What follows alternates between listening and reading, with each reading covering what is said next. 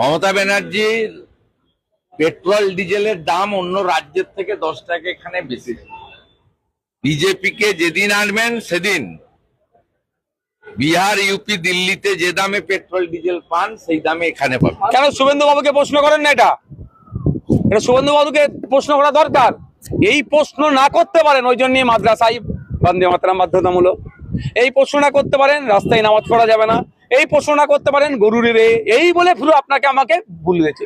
প্রশ্ন করাতে হবে, শুভেন্দু বাবুকে জবাব দিতে হবে। এখান থেকে আমি প্রশ্ন করছি, শুভেন্দু বাবুকে জবাব দিতে হবে। আপনি বলেছিলেন যে আমাদেরকে ক্ষমতায় নিয়ে আসুন, অর্থাৎ বলেছিলেন তিনি বিজেপিকে ক্ষমতায় নিয়ে আসলে, ওনাদেরকে ক্ষমতায় আনলে দিল্লি, উত্তরপ্রদেশের মতো পেট্রোলের দাম হবে। আজকে কেন হয়নি?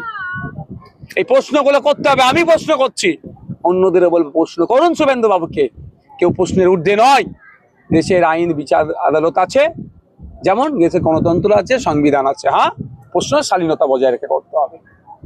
এই প্রশ্ন না করতে পারে, আপনাকে আমাকে অন্যদিকে মাইন্ডকে ডাইভার্ট করে রেখে দিয়েছে। বাড়তেই থাকলে মানুষ কোন জায়গায় পৌঁছবে, মানে এই এর কোনো সুরাহা মিলবে বলে মনে করছে? হিন্দু খাতরে মে হ্যাঁ বলে তো ভোটটা চেয়েছে। হিন্দু ভাইদের কি খাতরা থেকে উদ্ধার হচ্ছে? যে আমার সমাজের হিন্দু ভাইরা খাতরা থেকে উদ্ধার হতে গিয়ে 113 টাকা পেট্রোল কিনতে হয়, আমার নওশাদ সিদ্দিকীর কষ্ট হবে না? কারণ আমার অন্তত হিন্দু ভাই আমার সমাজের খাতরা থেকে উদ্ধার হোক না। এরা ফেলিওর হচ্ছে। আর কিছুটা দিন, আগামী দিন দেখবেন আর্থিকভাবে ভারতবর্ষ কোন জায়গায় গিয়ে দাঁড়াচ্ছে। আপনি ভাবতে পেরেছেন? ক্ষুধার সূচকে আমরা 121 নম্বরে চলে গিয়েছি, 107 নম্বরের দিকে চলে গিয়েছি 123টা দেশের মধ্যে।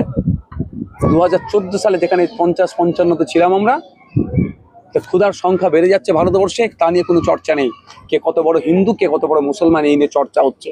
কিন্তু কত হিন্দু মুসলমান সারা রাত না খেয়ে ঘুমাচ্ছে, দিনে একবেলা খেতে পাচ্ছে না, তা নিয়ে আমরা চর্চা করছি না। এত বড় আমরা ধার্মিক হয়ে গেছি। এই ধার্মিক মানে বক ধার্মিক বানাচ্ছে বিজেপি। ও ট্যাপে আমরা যদি পড়ি, ধ্বংস ছাড়া আর ভালো কিছু হবে না। বহু পুরনো মসজিদ, এয়ারপোর্টের, যেটা এয়ারপোর্ট হওয়ার আগে পর্যন্ত ওই মসজিদ থাকে ওই জায়গায়, সেই মসজিদ নিয়ে এখন কথা তুলেছে শুভেন্দু অধিকারী। মসজিদ ওখান থেকে, আরে ভাই, এদের ইস্যু তো নাই। এরা প্রতিশ্রুতি কি দিয়েছিল? 450 টাকায় গ্যাস দেওয়ার কথা বলেছিল, দিয়েছে এখন পর্যন্ত? পেট্রোলের দাম কমাবার কথা বলেছিল, চাকরির কথা বলেছিল, সরকারি কর্মচারীদের ডিএনএ কথা বলে, সব ব্যর্থ হয়েছে। কোনোটাকে ইস্যু করতে হবে, মানুষকে তো মজিয়ে রাখতে হবে। 1890 সালে মসজিদটা তৈরি হচ্ছে, আর এয়ারপোর্ট হয়েছে 1924-এ। অত সহজ নয়। আইন আদালত আমরাও বুঝি, পেপার পত্র আমরাও বুঝি। ভাইজান আজকে জনসংযোগে আসলেন, একের পর এক মানুষের কথাগুলো শুনছেন। এভাবে ভাঙড়ের বিভিন্ন জায়গায় বিভিন্ন জনা এমন অসুবিধার মধ্যে পড়ে রয়েছে, তাদের সমস্যাগুলো সমাধান। কিছু যাদের আছে ভোটার লিস্টে ডিলিট হয়ে গেছে। সব থেকে বড় জিনিস, আমি তো জিজ্ঞাসা করলাম, দেখাতে পারলো না যে নাকি ডিলিট হয়ে গেছে, পুলিশে তাকে তুলে নিয়ে চলে যাচ্ছে। একটা বয়স্ক মহিলা এসে বললো আমার হার্টের রোগ, আমি কি করব? তার ছেলে ছিল। আমি বললাম তোমার মাকে তুললে আমাকে বলবে। মানে এটা একটা আতঙ্কের পরিবেশ তৈরি করা হচ্ছে। আপনাদের কাছে যদি কোনো রকম খবর থেকে থাকে আমাকে জানাবেন, যে ভোটার লিস্টে ডিলিট হয়ে গেছে সেই জন্য পুলিশ তুলে নিয়েছে। যদি হয়, আমি ওষুধ হিসাবে বলি, আপনারা যে অ্যাপ্লাই করেছেন ট্রাইব্যুনালে, ওটাই তো আপনার প্রুফ। ওটা যতক্ষণ না নিষ্পত্তি হচ্ছে, ওটা নিষ্পত্তি হলে আপনি যদি বাতিল হল, আর্টিকেল 226 হাইকোর্টে গিয়ে মামলা করতে পারেন। হাইকোর্টে যদি বাতিল হয়, সুপ্রিম কোর্টে যেতে পারেন। অনেক স্টেপ আছে, এক নম্বর।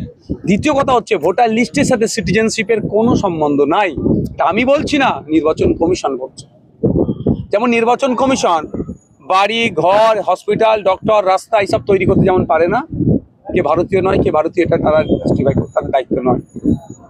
এটা অহেতুক হয়রানি, আমাদেরকে আতঙ্কে রাখা হচ্ছে স্পিড আপ করার জন্য এবং টাইম পিরিয়ড বেঁধে দেওয়ার জন্য। 27 লক্ষ ভোটার লিস্টে যে নাম বাদ হয়েছে, আমরা চেয়েছি দ্রুততার সাথে নিষ্পত্তি হয়ে নামগুলো আপলোড হোক, কিন্তু এই দ্রুততার সাথে একটা টাইম ফিক্সড করে দেওয়া হোক। সেই জন্য আগামী দিনে আমরা আইনের দ্বারস্থ হচ্ছি, সুপ্রিম কোর্টে যাবো, মামলা করবো বিষয়টা।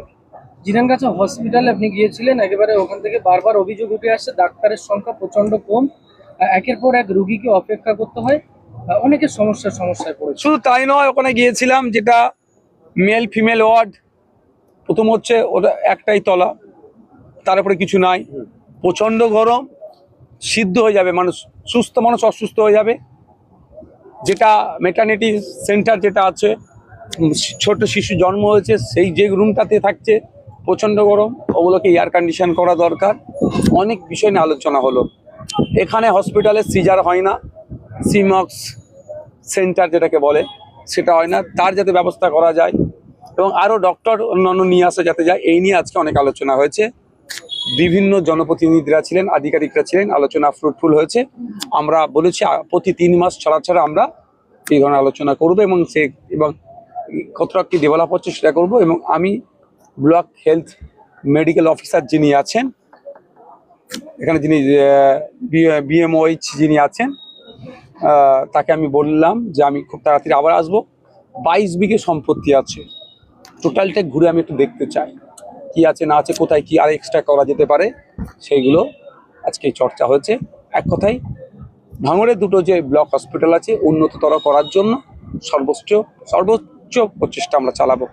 যিনি এখানে অফিসার আছেন, হেলথ অফিসার, যথেষ্ট তিনি কোঅপারেটিভ এবং যারা অ্যাসোসিয়েট আছেন, অল্প ডক্টর নার্স থাকার পরেও তারা তাদের সর্বোচ্চ দিয়ে ডিউটি করছেন। তারা এই যারা রুগীরা যাচ্ছে, টিকিট কাউন্টারের শেড, বসার জায়গা ঠিকঠাক নাই, এক জায়গা থেকে অন্য জায়গায় যেতে গেলে সে যাওয়ার রাস্তাও ঠিকঠাক নাই, আনুষঙ্গিক যেগুলো আছে সেগুলোকে আমরা সমাধান করবো। এবং টিবি রোগে যারা আক্রান্ত বা আক্রান্ত হতে পারে, আক্রান্ত হয়ে আছে সে জানে না, তার সিমটম কি তাদেরকে এক্সরে আগে করাতে হবে, তারপরে তাকে কম পরীক্ষা, এইসব যেগুলো আনুষঙ্গিক বিষয়গুলো আছে ব্যাপকভাবে প্রচারের যাতে ব্যবস্থা করা যায় সে কথাও বলেছি।